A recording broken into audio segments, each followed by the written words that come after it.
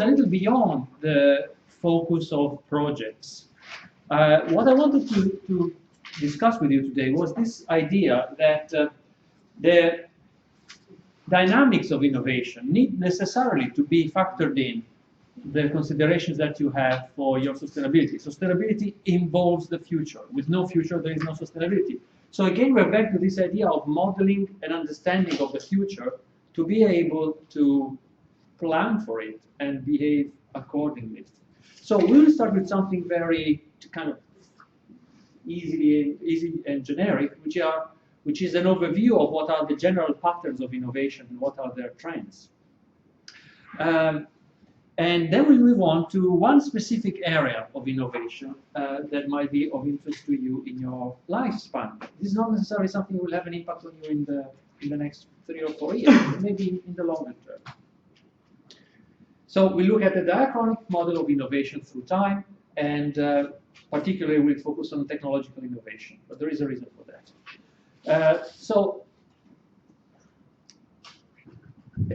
If you look at the scholarly articles, people classify stages of human evolution and human technological development in different groups.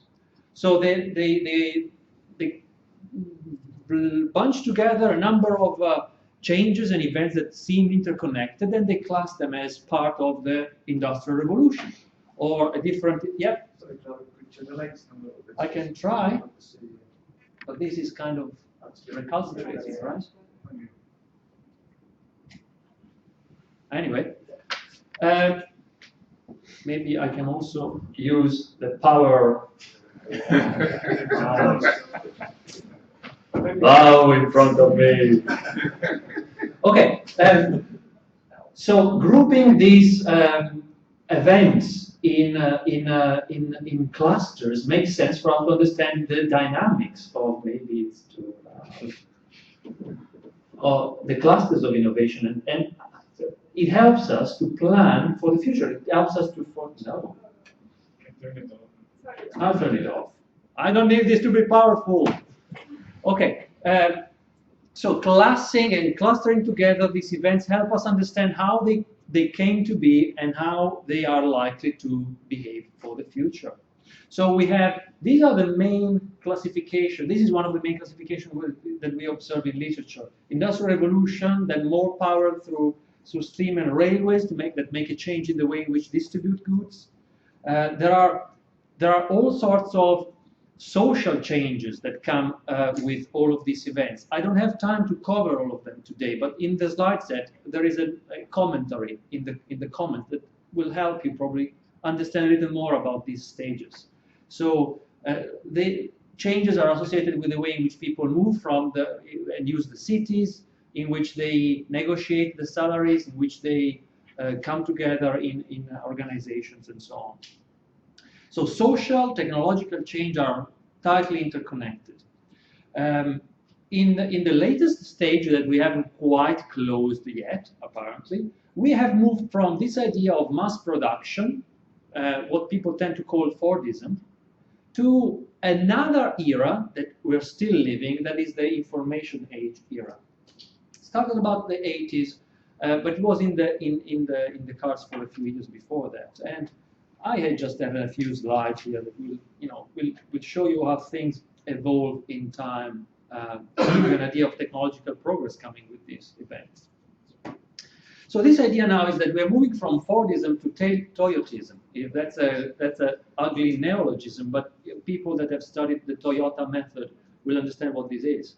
It's this idea of becoming lean and streamlined and leverage organizational power and organizational efficiency in different ways than just the mechanicity of Fordism. So in Toyotism, you have intangible goods and intangible services that become the focus of your production. And we leverage the granularity of the society and the interaction between all these items in the network society. So, and this seems to be powerful and seems to be very much supported by a boost in computational power that everybody recognizes. But there seems to be a big paradox here. That it was captured as early as 1987 when people started thinking that, well, you can see the computer age everywhere except in productivity statistics. So the amount of GDP per capita or things, any other indicators of measure of productivity were not growing as fast as the information age seemed to have promised.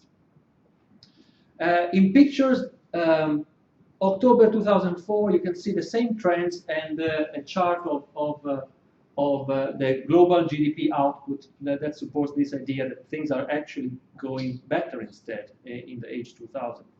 But these last few points are just a projection. They are not actual data from the global GDP.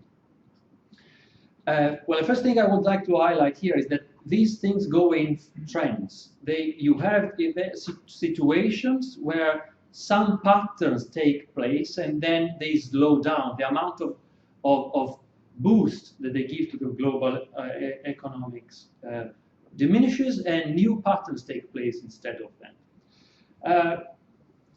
The other thing I wanted to highlight is how this picture from 2004 seems Paleolithic today with that Nokia on the top and right-hand side there. So we are moving across technological paradigms that support and result in social, economical, and sustainability paradigms as well. And across these, we establish trajectories that we can try and map and understand. Generally, people have started studying this phenomenon at the very low level, and they look at curves like this that map the technology, the adoption life cycle of any technology.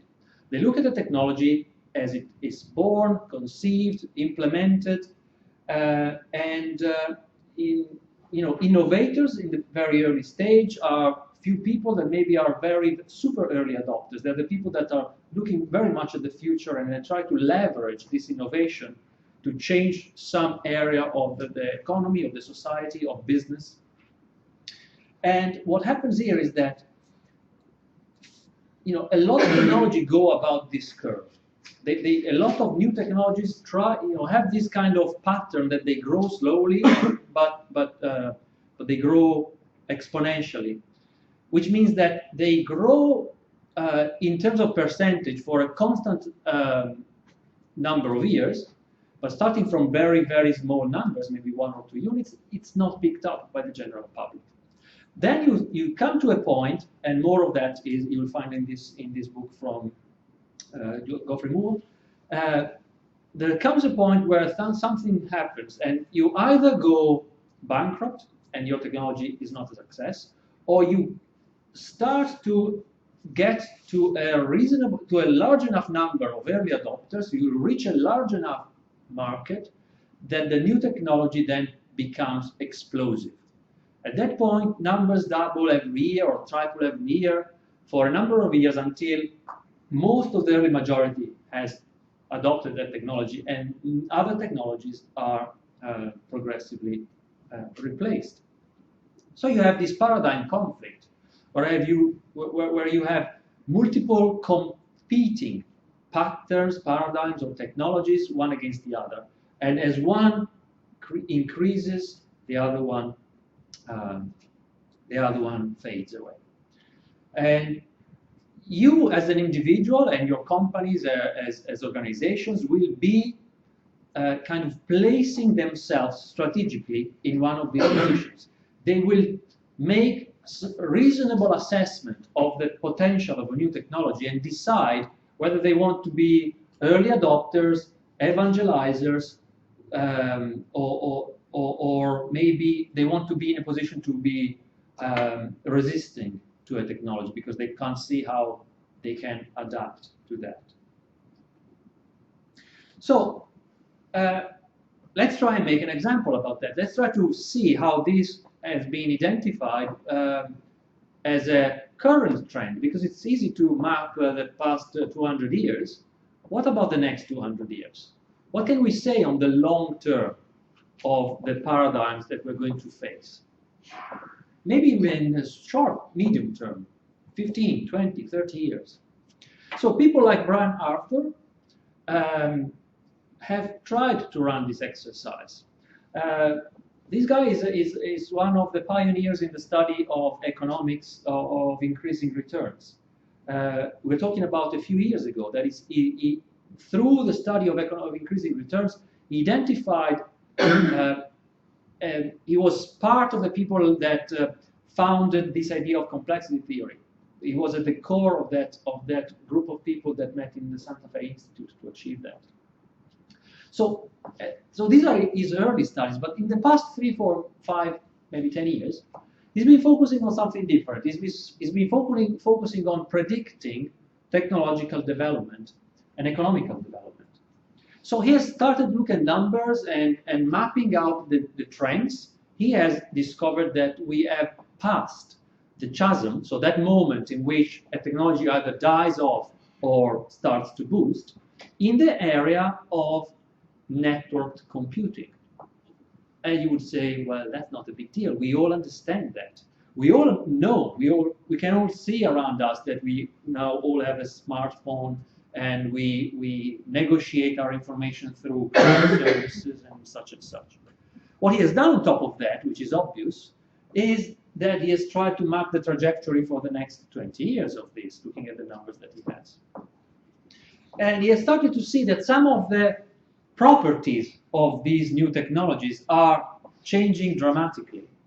So he has identified this idea of a second economy that is replacing the traditional economy.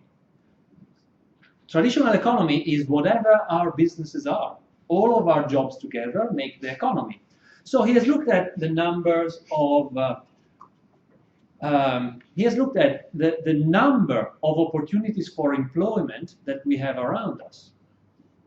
And he has analyzed the fact that, or highlighted the fact that he's predicting that in the next 20 years, so within the next 20 years, this second economy that does not rely on human actions, human activities, human negotiation, will be as big as the main economy, the one that we lead as humans. So the examples that he makes in this brilliant video that I really urge you to watch is of what's happening when you go to take a plane today as opposed to when you went 5 or 10 years ago. 10 years ago, you would come to a counter, you would exchange documentation with the counter person, and there you go. At some point, you were given a ticket that allowed you into the plane. Right now, you very frequently go to an automated machine, you swipe your passport, and then 2-3 seconds pass, and in those 3-4 seconds, a lot of things happen. Before you get your ticket back, it's not that there was a delay because the machine needed to print your ticket. There was a delay because there was a raft, a huge amount of exchanges in an invisible network that started. Your information went through security agencies, went through passport control mechanisms, went through financial transaction systems to allow for the financial transaction to happen, and so on. And so, looking at the structure of this technology, he has identified that the technologies themselves are having these properties that are self-configuring, self-healing. They self-diagnose and replace failing components. They are basically, he says, intelligent, and they can work substantially for a substantial amount of the value that they deliver without human intervention. And he's seeing, well, this is data that I collected after watching that. And this is the economic, well, it's the map of the US GDP as opposed to the US employment rates. And what you can see here is that after the crash in 2008, the GDP started to go down for a while, but then started ramping up again in a couple of years. And what's happened is that the employment rate has not followed. So whatever improvement we have delivered globally, right, in a big country like the US, in the outcome, in improving the performance of the GDP, was not reflected similarly in terms of employment. So you can start to see that this is impacting the society. So we are now at the point where there has been a change in this direction. Yeah. Why do we mention the same number in 140? No, the two scale are GDP on one end and employment on the other. Ah, okay. So it's just by chance that they are crossing. Well, that crossing though is important. It tells you that it's changing a pattern, right? If the two things were linearly correlated, they would never cross, right? Instead, we are looking at a different set of data now. So, can we push this idea even further? Maybe we can. Let's try to look at the longer term, what's happening in terms of technological evolution. Oh, well, let's look at what's happening in terms of evolution to core, and then we'll see whether it makes sense to consider technological evolution as part of a continuous trend of evolution in broader terms. So people have started looking at events that they thought, well, these are important moments in the history of Earth.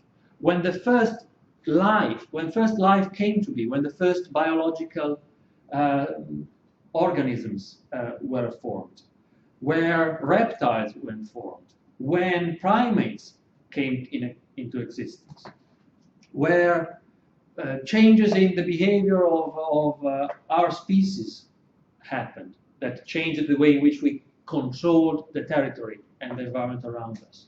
And then again, the first time we actually started producing tools and things like that. So you can browse for lists that have been done in the past, and you can think, okay, these are moments in history that are game changers, that signal a paradigm shift. And you know, as they are here, they're not terribly important. The last one seems to be the computer, if we believe in that, in this list. But you know, the way in which we started to form city-states, can we call that a technology? Some people argue that that is a technology. Economy is a technology. The institution of the central bank is a technology to provide value for the society in general. So if you plot them on a time scale like that, this is what it could look like. And you say, well, it doesn't really help me. It doesn't, right? Because you can see an horizontal trend in the past, and then you can see a vertical trend in the present. But that doesn't really help you forecast the future adequately. So people started to look at the numbers and maybe try and plotting it in different ways. And what happened is this. If you have a logarithmic plot, both in terms of the horizontal axis and the vertical axis, the thing changes substantially. Now, this seems to suggest that there is a very, very, very much linear correlation between one substantial innovation, one that leads into a paradigm shift, and the next. So the time that steps between that intervenes between one paradigm shift and the next does not fluctuate massively up and down if you plot it. It seems to be fairly linear. And, you know, with a curve like this, you can start to predict. If this has been true for the past 10 to the 10th million of years, maybe you can argue that it's going to hold up for the next 100 years as well. Yes, that's a reasonable assumption to make.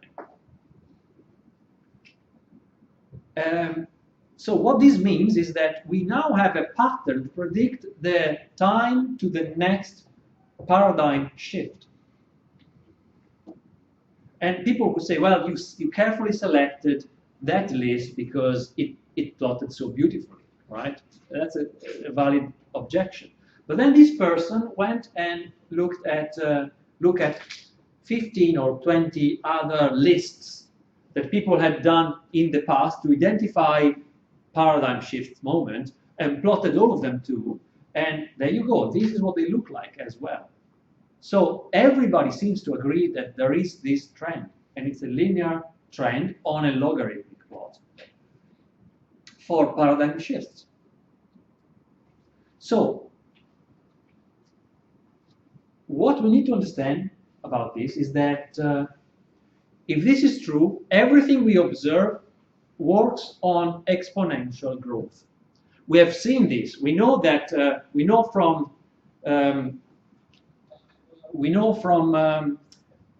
the Moore's law that computing technology doubles every, the amount of macro of transistors that you can fit into a microprocessor doubles every 18 months. I think you all have heard this idea of the Moore's law.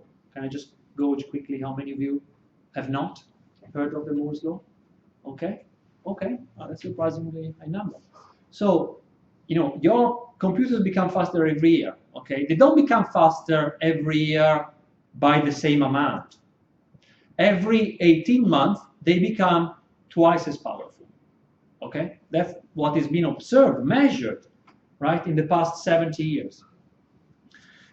Now, this might seem trivial. What it really means is that the amount of computing power that will be built in the next 18 months, okay, is just as much as was ever built before. Okay, this is another clever way of putting that.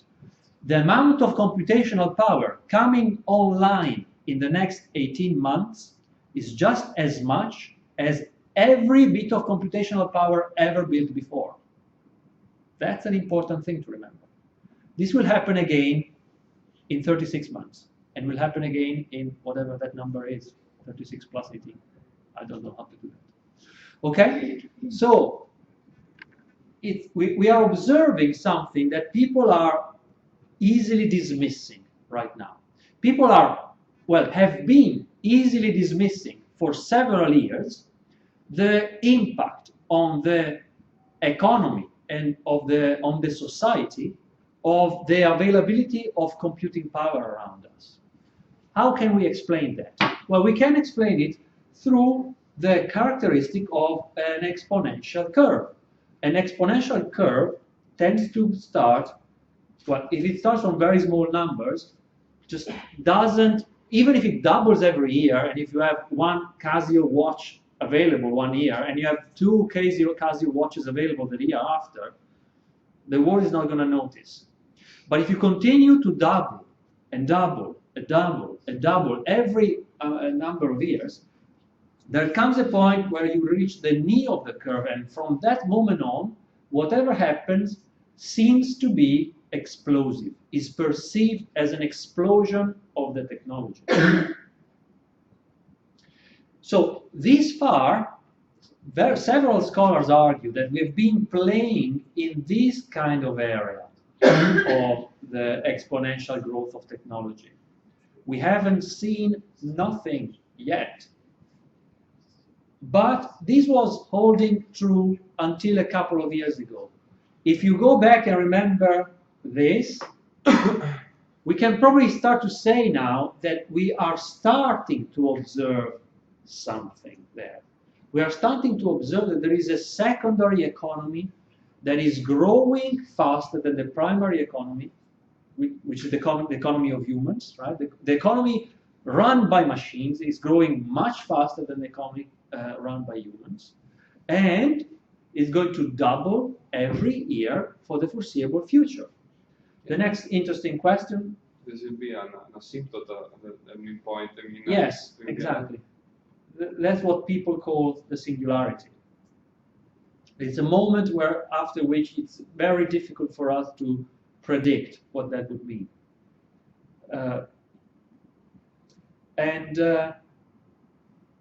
So a singularity, well, is a point to which the continuous mathematical progression becomes asymptotic, as you mentioned. So it becomes effectively infinite in growth. So everything you can start to forecast after that point, everything you can hope to forecast after that point becomes meaningless. Your models will not hold up to analyze events past that line. Another way to put it, which I like, is it becomes impossible for us to understand with the present conceptions what that is going to mean, all right? So the next good question that we should ask ourselves is, good to know, but when is that going to happen for us? Thank you very much. And so we have a couple of quotes for you here. They're fairly long, and you can try and read them for yourself. I'll try to go along, but this is an interesting one. 1965.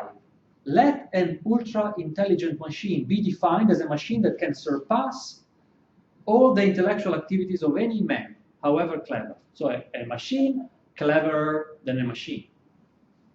Sorry, than any human. Since the design of machine is one of those intellectual activities that we do very well, it's conceivable to see that you use that intelligence to further improve on the design of a new machine that's going to be more intelligent than the previous machine. Make sense? Yes. So you can think of a situation where you run a continuous infinite loop of infinite improvement on a machine that improves itself to the point that it outstrips the availability of human brains. Well, when you're talking about a machine, we are very many. We are 7 billion people on Earth today, right? 7+ billion. So we don't have to worry too much about that. Anyway, this idea of recursive self-improvement is something that's been in the paper for several decades now. But it was kind of a gimmick, because we know that designing machine is very difficult. Designing intelligence, we don't even know how that is done. We didn't even know how it was done. We're kind of getting there. You're certainly familiar with the fact that there are self-driving cars around now, and you think, oh, that's cool, I can buy one of those. On the other hand, you can say, look, that machine is not really a monolithic tool. It's made up by all sorts of atomic functions. There is a function that can automate the understanding of something. There is another function that automates the understanding of something else. And coming together, they make an automated self-driving car.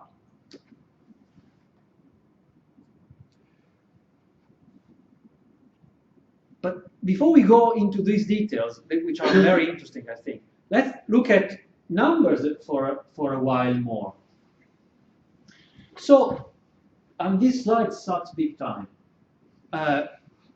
Because, well, it's beautiful here on my screen, but I don't think you can see anything there. I'll try to see if I can maybe enhance it through the magic of machines. Artistic effect, color. Maybe I can, no, maybe I can. Contrast, I should have a color saturation contrast thing. Is that any better? No. Is a problem. Sorry, but this is fairly important, I think. Contrast, there should be some form of contrast.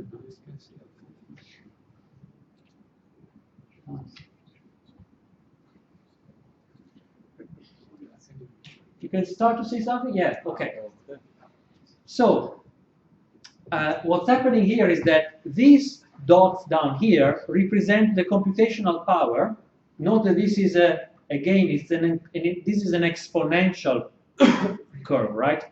Any step from here to here is worth just as 10 times more than any step below. Okay, so you need to understand very well how this is made. So the point I'm trying to make is that we are now in a situation where the most advanced computer is just about as clever as one insect, right? So if you were to completely simulate the brain of a single insect, you can do that by buying a machine that costs you $1,000. Okay, this is the calculation per second per $1,000. Okay, so if you invest $1,000 in hardware, you can buy a machine that is currently capable of simulating the brain of an insect. That's fair enough. I'm not scared at all, right? But What it means? it just means that it's as fast as computing, doesn't mean it can Yes. make decisions. It can make the same amount of decisions Yeah, but that an insect can. But you need an you also input touch. teach him how to make the Yeah, exactly. There is a software issue. Yeah, of course. Do you think people are not trying to do that? Remember No, the self-driving car? I know So- that, No, I'm just saying that, of course, this is hardware. That this is computational power. We're not talking about the software right now. We're talking about sheer computational power. But we differentiate computational power and being clever as. Absolutely. Yeah. Just sheer computational power. how can you measure the dimension of this brain? You can count how many synapses it has. We can simulate the synapse. We know that. Yes. It has. We have a numerical model of a single synapse, and so we can do that. We can compute exactly how big. Well, not exactly, but there is a range of predictions, and there are optimistic people and pessimistic people, as in any science, right? That is not an exact science, but maybe it's a clever, it's a clever insect or a dumb insect. I don't know, but this is just rough numbers. The point I'm making is that in terms of sheer computational power, you put $1,000 on the desk, and somebody gives you a machine that is just as powerful as an insect. But we don't have to fly, okay? What we're doing currently is to develop very verticalized and specialized functions that deliver the value that we want, right? The self-driving car is not clever at all as a human being, but can deliver a very specific function. It can drive a car. There is a software being developed there in that direction, right? You know that very well.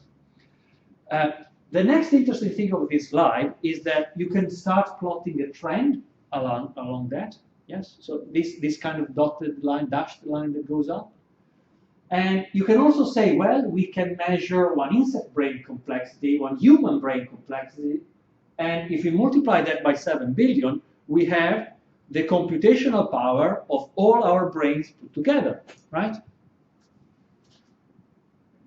Okay, so if we believe that this is the trend, and if we believe that that is the complexity, something by 2050, sometime by 2050, we should, if this turns out to be true, be able to put $1,000 on the desk, and somebody will sell us a computer that has the computational power of all humanity together.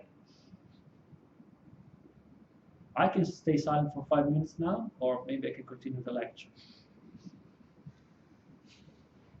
Maybe 5 minutes. So, if any of this can be wrong, okay? Any of this can be wrong. And if you find any of this wrong, please call me. I'd like to know. A lot of people have looked at these numbers and tried to find flaws in it. And some people are really arguing strongly against that.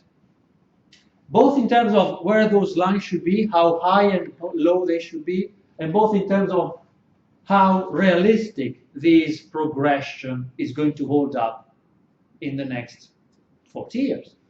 But if it does, this is what's going to happen. It's going to happen in 30 years' time from now, 40 years' time, with $1,000, all of humanity on your desk working for you. Thank you very much. That is certainly past the singularity. We cannot envision what that means for us. But we can observe that we're putting all of these in a number of areas. Technologies that are currently under development are our ability to sequence DNA, right? That's another technology that is growing exponentially. Every year you grow the ability to sequence DNA as much as you've done in all the history of humanity from previously. Yeah? And then you double that again, and then you double that again, and then you double that again every 12 months. Thank you. That's interesting.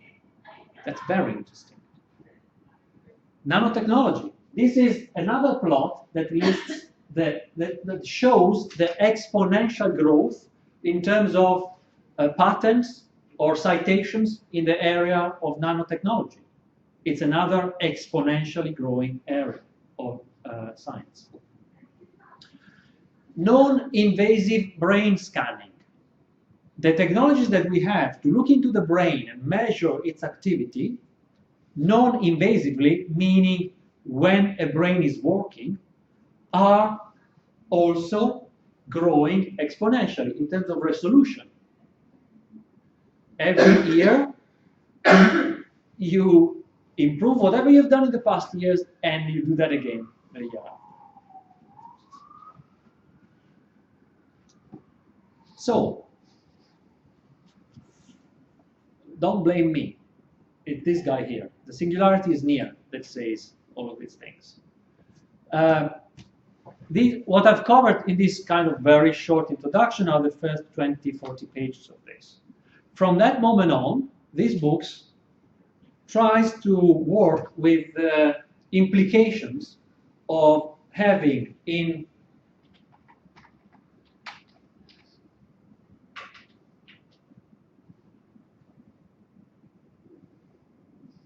I don't know, 8 years, 10 years from now, 15 years in the worst case scenario, another brain on the desk for £1,000. Yeah? What are the implications of that? Remember, we're not talking now about 2,000 years, 200 years. We're talking about decades. So a lot of people have clashed their minds against these things, and they're saying, nonsense, we'll never be able to achieve the power of computation. And I see someone in the classroom today. But nobody really says it's never gonna be possible. So a lot of people argue they will never be as clever as we are. But yeah, of course they can do clever stuff, right? So right now, new microchips are designed, not by humans designing things.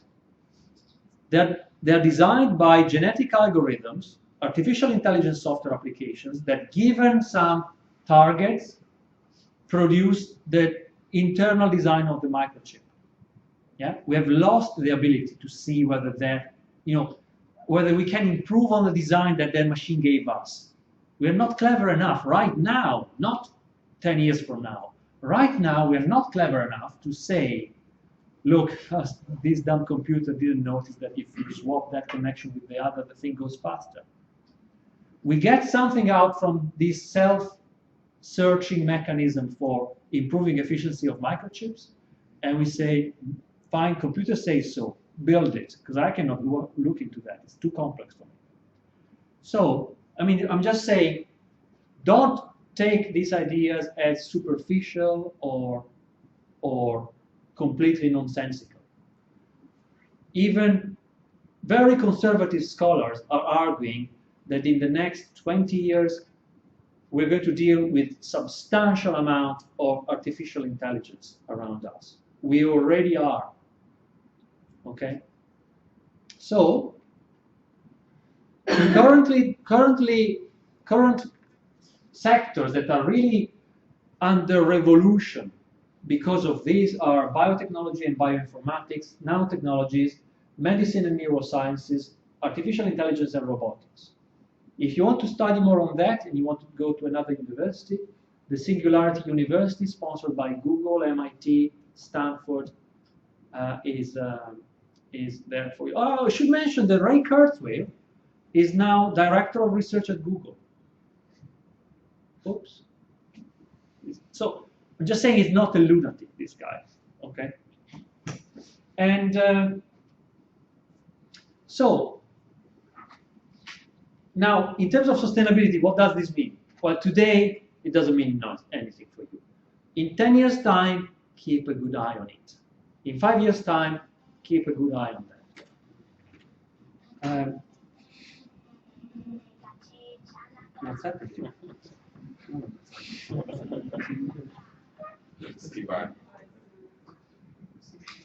So this is one of the self-driving cars that we're talking about before, right? This is an early prototype developed at. Have you ever seen this video? How many of you have seen this video? This is a Volkswagen developed by Stanford University. Well, this was 10 years ago, like old stuff. So you can put a number of sensors on it, and you can teach it how to move the steering wheels around. And depending on the software you put on that, it either drives carefully in the lanes or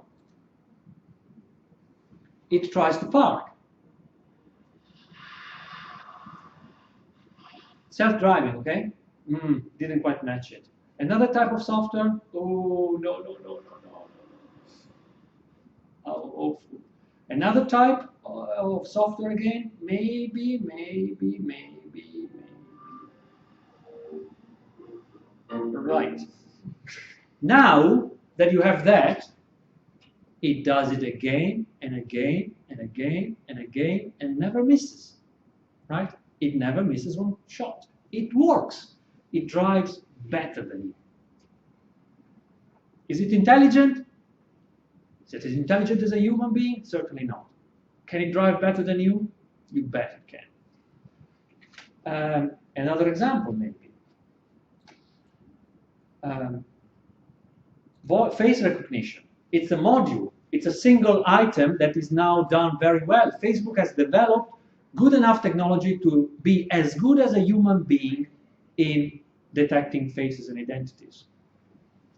It's a module. It's there. Somebody will use it at some point, right? It's working. What can you do with that? I don't know. Another thing I wanted to show you, and then I'll let you go. I know I'm taking more time than I should. This should be able to have a link attached to that.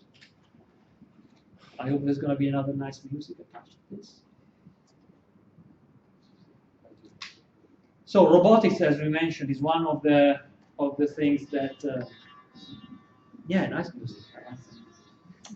So you all know how to kind of, okay, wow.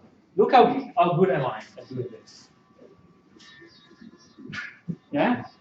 Impressed? It can do it too. There is an intelligence attached to that, so it's swinging around, you see, and it's now trying to balance the baton on the tool. So it's moving up and down. Brilliant. You take power off, it falls because it needs active control to achieve that. Right, can we try again? Maybe with a double pendulum? Okay, so you have two of those things, and you can move around cleverly to hold it up. Wow, so yeah, that's crazy. What the fuck is doing?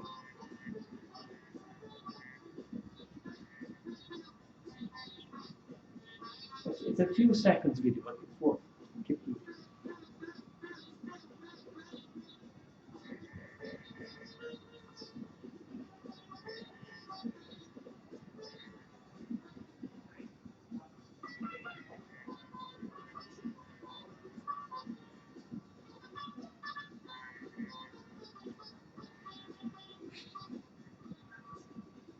Oh, come on, this is very difficult. There you go. You think you can do that? I don't think you can. Yeah. It's alive. It doesn't matter what you think. It's alive. It reacts to information that's coming in real time against it. It's alive. It's cleverer than you are. It knows exactly where to go if you push the thing with the joint in between. So you can love this, or you can be very scared. Elon Musk is one of those guys that is quite scared. You know Elon Musk? Yeah, he's the guy that founded SpaceX. So he's the guy that is now working for NASA as a private investor to send rockets on Mars. Yeah, and he's the guy that has founded Tesla Motor Company, electric cars. Yes. Say again? Yeah, I mean, he made the initial money he made was through PayPal. Okay, so PayPal, his idea, not the stupid guy.